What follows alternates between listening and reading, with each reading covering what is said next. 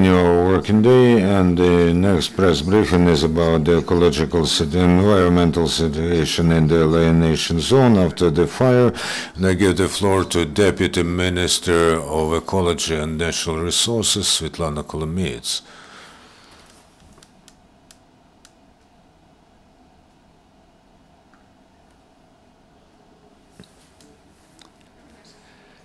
Good afternoon, dear journalists. I'd like to inform you briefly about the situation with quenching the fire in Chernobyl zone. As you know, during this weekend in Chernobyl zone, a fire has erupted, and by estimate, 60 to 70 hectares was engulfed by the fire.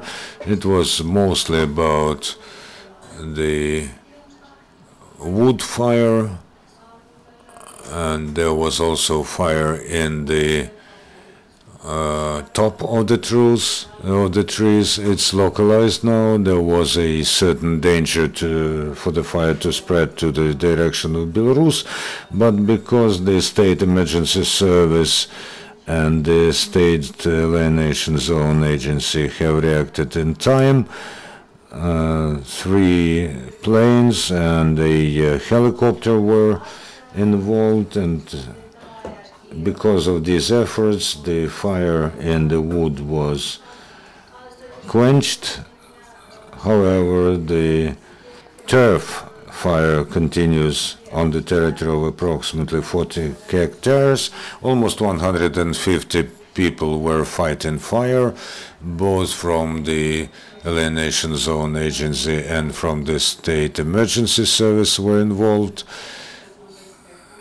27 units of equipment, also aviation. There's a reserve of resource at the moment. There's a ad hoc headquarters and staff there. Yuri Antipov, head of the State Alienation Zone Agency there, and he reports every 3 hours. The radiation background is within the limits of the norm established for the Chernobyl zone. We can consider that the situation at the moment is controlled, and there are no grounds for panic.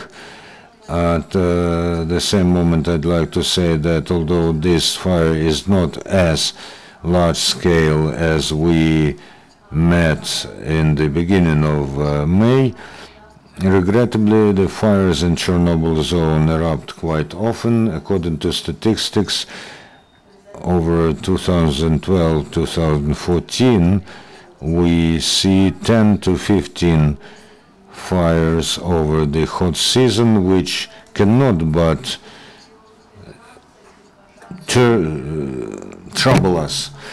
Of course, the biggest fires there were in 1991, 5 years after the accident, and now in May of this year.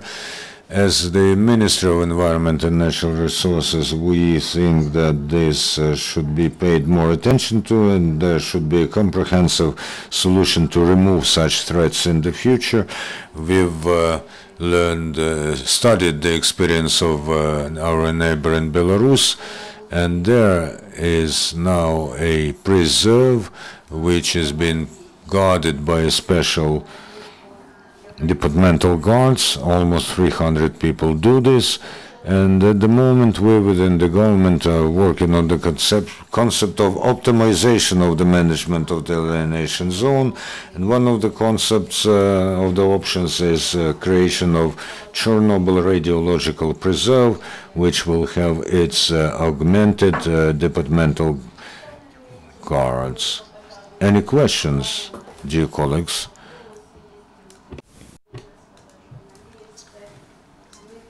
Please introduce yourself.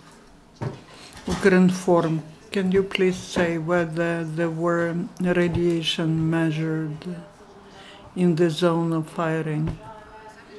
Yeah, we are measuring on a regular basis, and according to the information of the state agency on exclusion zone management, the situation is within the norm.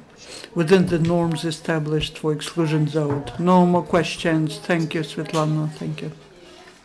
Briefing. Our next briefing with the acting CEO of Ukrposhta, Igor Tkachuk, will take place at 2 p.m.